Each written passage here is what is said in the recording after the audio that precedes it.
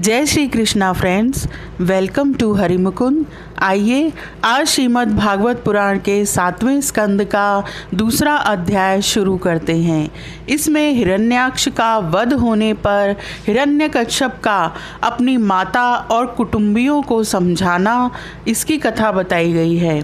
नारद जी ने कहा, युधिष्ठिर, जब भगवान ने वराह अवतार धारण करके हिरण्याक्ष को मार डाला, तब भाई के इस प्रकार मारे जाने पर हिरण्यकश्यप रोष से जल भुन गया और शोक से संतप्त हो उठा। वह क्रोध से कांपता हुआ अपने दांतों से बार बार होठ चबाने लगा।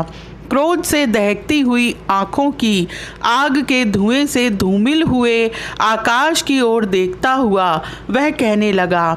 उस समय विकराल दाढ़ों, आग उगलने वाली उग्र दृष्टि और चढ़ी हुई भौहों के कारण उसका मुंह देखा न जाता था।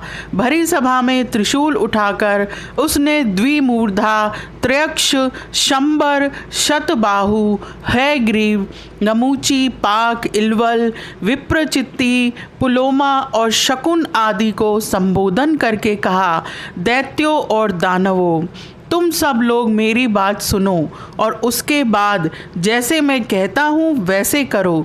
तुम्हें यह ज्ञात है कि मेरे क्षुद्र शत्रुओं ने मेरे परम प्यारे और हितैषी भाई को विष्णु से मरवा डाला है। यद्यपि वह देवता और दैत्य दोनों के प्रति समान है, तथापि दौड़ धूप और अनुनय विनय करके देवताओं ने उसे अपने पक्ष में कर लिया है। यह विष्णु पहले तो बड़ा शुद्ध और निष्पक्ष था, परंतु अब माया से वराह आदि रूप धारण करने लगा है। बच्चे की तरह जो उसकी सेवा करे उसी की ओर हो जाता है, उसका चित्त स्थिर नहीं है। अब मैं अपने इस शूल से उसका गला काट डालूंगा और उसके खून की धारा से अपने रुधिर प्रेमी भाई का तर्पण करूंगा। तब कहीं मेरे हृदय की पीड़ा शांत होगी। उस मायावी शत्रु के नष्ट होने पर, पेड़ की जड़ कट जाने पर डालियों की तरह सब देवता अपने आप सूख जाएंगे, क्योंकि उनका जीवन तो विष्णु ही है। इसलिए तुम लोग इसी समय पृथ्वी पर जाओ। आजकल वहाँ ब्राह्मण और क्षत्रियों की बहुत बढ़ती हो गई है। वहाँ जो लोग तपस्या, यज्ञ, स्वाध्याय, व्रत और दान आदि शुभ कर्म कर रहे हों, उन सबको मार डालो। विष्णु की जड़ है द्विजातियों का धर्म कर्म, क्योंकि यज्ञ और धर्म ही उसके स्वरूप हैं। देवता, ऋषि, पितर, समस्त प्राणी और धर्म का वही परम आश्रय है। जहाँ जहाँ ब्राह्मण, गाय, वेद, वर्ण, आश्रम और धर्म कर्म हो, उन उन देशों में तुम लोग जाओ, उन्हें जला दो, उजाड़ डालो। दैत्य तो स्वभाव से ही लोगों को सताकर सुखी होते हैं। दैत्य राज्य हिरण्यकश्यप की आज्ञा उन्होंने बड़े आदर से सिर झुकाकर स्वीकार की और उसी के अनुसार जनता का नाश करने लगे। उन्होंने नगर, गांव, गौओं के रहने के स्थान, बगीचे, खेत, टहलने के स्थान, ऋषियों के आश्रम और व्यापार के केंद्र, बड़े बड़े नगर जला डाले। युधिष्ठिर, भाई की मृत्यु से हिरण्यकश्यप को बड़ा दुख हुआ था। जब उसने उसकी अंत्येष्टि क्रिया से छुट्टी पाली, तब शकुनी, शंबर, धृष्ट, भूत संतापन, व्रक, कालनाभ, महानाभ, हरिश्मश्रु और उत्कच अपने इन भतीजों को सांत्वना दी। उनकी माता रुषा भानु को और अपनी माता दिति को देश काल के अनुसार मधुर वाणी से समझाते हुए कहा। हिरण्यकश्यप ने कहा, मेरी प्यारी माँ, बहू और पुत्रों, तुम्हें वीर हिरण्याक्ष के लिए किसी प्रकार का शोक नहीं करना चाहिए। वीर पुरुष तो ऐसा चाहते ही हैं कि लड़ाई के मैदान में अपने शत्रु के सामने उसके दांत खट्टे करके प्राण त्याग करें। वीरों के लिए ऐसी ही मृत्यु श्लाघनीय होती है। देवी, जैसे प्याऊ पर बहुत से लोग इकट्ठे हो जाते हैं, परंतु उनका मिलना जुलना थोड़ी देर के लिए ही होता है, वैसे ही अपने कर्मों के फेर से देववश जीव भी मिलते और बिछुड़ते हैं। वास्तव में आत्मा नित्य अविनाशी, शुद्ध, सर्वगत, सर्वज्ञ और देह, इंद्रिय आदि से पृथक है। वह अपनी अविद्या से ही देह आदि की सृष्टि करके भोगों के साधन सूक्ष्म शरीर को स्वीकार करता है। जैसे हिलते हुए पानी के साथ उसमें प्रतिबिंबित होने वाले वृक्ष भी हिलते से जान पड़ते हैं और घुमाई जाती हुई आँख के साथ सारी पृथ्वी ही घूमती सी दिखाई देती है, वैसे ही विषयों के कारण मन भटकने लगता है और वास्तव में निर्विकार होने पर भी उसी के समान आत्मा भी भटकता हुआ सा जान पड़ता है। उसका स्थूल और सूक्ष्म शरीरों से कोई भी संबंध नहीं है, फिर भी वह संबंधी सा जान पड़ता है। सब प्रकार से शरीर रहित आत्मा को शरीर समझ लेना यही तो अज्ञान है। इसी से प्रिय अथवा अप्रिय वस्तुओं का मिलना और बिछुड़ना होता है। इसी से कर्मों के साथ संबंध हो जाने के कारण संसार में भटकना पड़ता है। जन्म मृत्यु, अनेकों प्रकार के शोक, अविवेक, चिंता और विवेक की विस्मृति, सबका कारण यह अज्ञान ही है। इस विषय में महात्मा लोग एक प्राचीन इतिहास कहा करते हैं। वह इतिहास मरे हुए मनुष्य के संबंधियों के साथ यमराज की बातचीत है। तुम लोग ध्यान से उसे सुनो। उशीनर देश में एक बड़ा यशस्वी राजा था। उसका नाम था सुयज्ञ। लड़ाई में शत्रुओं ने उसे मार डाला। उस समय उसके भाई बंधु उसे घेर कर बैठ गए। उसका जड़ाऊ कवच छिन्न भिन्न हो गया था। गहने और मालाएं तहस नहस हो गई थीं। बाणों की मार से कलेजा फट गया था। कमल के समान मुख धूल से ढक गया था। युद्ध में उसके शस्त्र और बाहें कट गई थीं। रानियों को दैववश अपने पतिदेव उशीनर नरेश की यह दशा देखकर बड़ा दुख हुआ। वे अपने पति की लाश पकड़कर इसी प्रकार विलाप करती रहीं।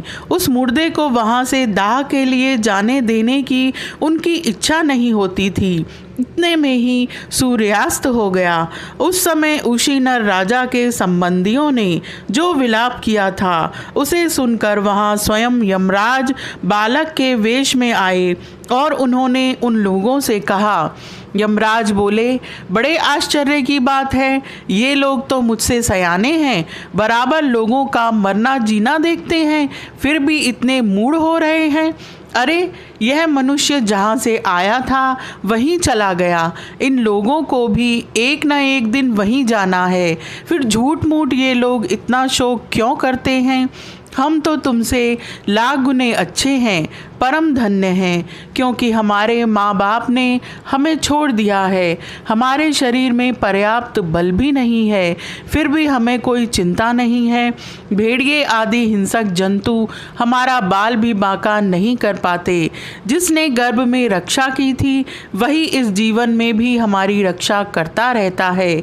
देवियों, जो अविनाशी ईश्वर अपनी मौज से इस जगत को बनाता है, रखता है और बिगाड़ देता है, उस प्रभु का यह एक खिलौना मात्र है।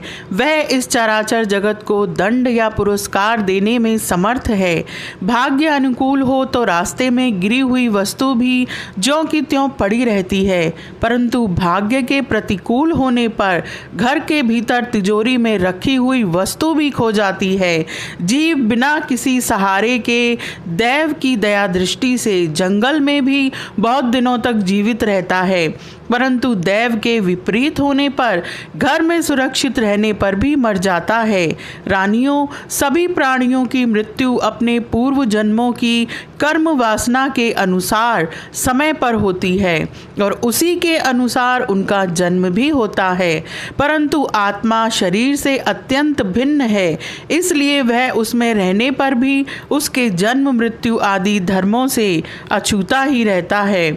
जैसे मनुष्य अपने मकान को अपने से अलग और मिट्टी का समझता है, वैसे ही यह शरीर भी अलग और मिट्टी का है। मोहवश वह इसे अपना समझ बैठता है। जैसे बुलबुले आदि पानी के विकार, घड़े आदि मिट्टी के विकार और गहने आदि स्वर्ण के विकार समय पर बनते हैं, रूपांतरित होते हैं तथा नष्ट हो जाते हैं, वैसे ही इन्हीं तीनों के विकार से बना हुआ यह शरीर भी समय पर बन बिगड़ जाता है।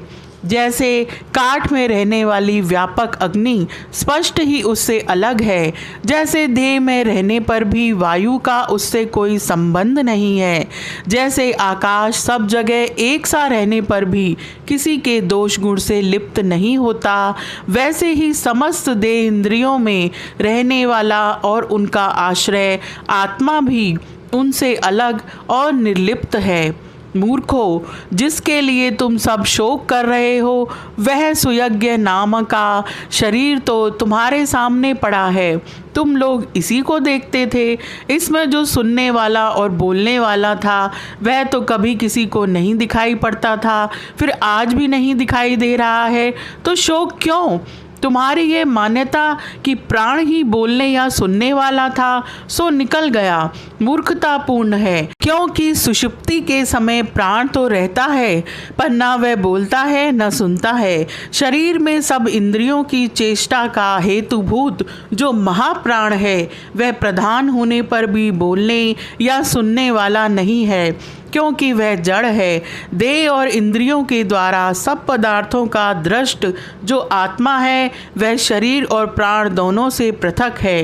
यद्यपि वह परिच्छिन्न नहीं है, व्यापक है, फिर भी पंचभूत इंद्रिय और मन से युक्त नीचे ऊंचे शरीरों को ग्रहण करता और अपने विवेक बल से मुक्त भी हो जाता है। वास्तव में वह इन सब से अलग है। जब तक वह 5 प्राण, 5 कर्मेंद्रिय, 5 ज्ञानेंद्रिय, बुद्धि और मन इन 17 तत्वों से बने हुए लिंग शरीर से युक्त रहता है, तभी तक कर्मों से बंधा रहता है और इस बंधन के कारण ही माया से होने वाले मोह और क्लेश बराबर उसके पीछे पड़े रहते हैं। प्रकृति के गुणों और उनसे बनी हुई वस्तुओं को सत्य समझना अथवा कहना झूठ मूठ का दुराग्रह है। मनोरथ के समय की कल्पित और स्वप्न के समय की दीख पड़ने वाली वस्तुओं के समान इंद्रियों के द्वारा जो कुछ ग्रहण किया जाता है सब मिथ्या है। इसलिए शरीर और आत्मा का तत्व जानने वाले पुरुष न तो अनित्य शरीर के लिए शोक करते हैं और न नित्य आत्मा के लिए ही, परंतु ज्ञान की दृढ़ता न होने के कारण जो लोग शोक करते रहते हैं उनका स्वभाव बदलना बहुत कठिन है। किसी जंगल में एक बहेलिया रहता था। वह बहेलिया क्या था? विधाता ने मानो उसे पक्षियों के काल रूप में ही रच रखा था। जहाँ कहीं भी वह जाल फैला देता और ललचाकर चिड़ियों को फंसा लेता। एक दिन उसने कुलिंग पक्षी के एक जोड़े को चारा चुगते देखा। उनमें से उस बहेलिये ने मादा पक्षी को तो शीघ्र ही फंसा लिया, कालवश वह जाल के फंदों में फंस गई। नर पक्षी को अपनी मादा की विपत्ति को देखकर बड़ा दुख हुआ। वह बेचारा उसे छुड़ा तो न सका, स्नेह से उस बेचारी के लिए विलाप करने लगा। उसने कहा, यूं तो विधाता सब कुछ कर सकता है, परंतु है वह बड़ा निर्दयी। यह मेरी सहचरी एक तो स्त्री है, दूसरे मुझ अभागे के लिए शोक करती हुई बड़ी दीनता से छटपटा रही है। इसे लेकर वह करेगा क्या? उसकी मौज हो तो मुझे ले जाए। इसके बिना मैं अपना यह अधूरा विधुर जीवन जो दीनता और दुख से भरा हुआ है लेकर क्या करूँगा? अभी मेरे अभागे बच्चों के पर भी नहीं जमे हैं। स्त्री के मर जाने पर उन मात्रहीन बच्चों को मैं कैसे पालूंगा? घोंसले में वे अपनी माँ की बाट देख रहे होंगे। इस तरह वह पक्षी बहुत सा विलाप करने लगा। अपनी सहचरी के वियोग से वह आतुर हो रहा था। आंसुओं के मारे उसका गला रुंध गया था। तब तक काल की प्रेरणा से पास ही छिपे हुए उसी बहेलिये ने ऐसा बाण मारा कि वह भी वहीं पर लौट गया। मूर्ख रानियों, तुम्हारी भी यही दशा होने वाली है। तुम्हें अपनी मृत्यु तो दिखती नहीं और इसके लिए रो पीट रही हो। यदि तुम लोग 100 बरस तक इसी प्रकार शोकवश छाती पीटती रहो तो भी अब तुम इसे नहीं पा सकती। हिरण्यकश्यप ने कहा, उस छोटे से बालक की ऐसी ज्ञानपूर्ण बातें सुनकर सब के सब दंग रह गए। ऊशी नर नरेश के भाई बंधु और स्त्रियों ने यह बात समझ ली कि समस्त संसार और इसके सुख दुख अनित्य एवं मिथ्या हैं। यमराज यह उपाख्यान सुनाकर वहीं अंतर्ध्यान हो गए। भाई बंधुओं ने भी सुयज्ञ की अंत्येष्टि क्रिया की। इसलिए तुम लोग भी अपने लिए या किसी दूसरे के लिए शोक मत करो। इस संसार में कौन अपना है और कौन अपने से भिन्न, क्या अपना है और क्या पराया। प्राणियों को अज्ञान के कारण ही यह अपने पराये का दुराग्रह हो रहा है। इस भेद बुद्धि का और कोई कारण नहीं है। नारद जी ने कहा, युधिष्ठिर, अपनी पुत्र वधू के साथ दिति ने हिरण्यकश्यप की यह बात सुनकर उसी क्षण पुत्र शोक का त्याग कर दिया और अपना चित्त परम तत्व स्वरूप परमात्मा में लगा दिया। यह अध्याय यहीं समाप्त होता है। आज के लिए इतना ही। Please like, share and subscribe my channel. Thank you.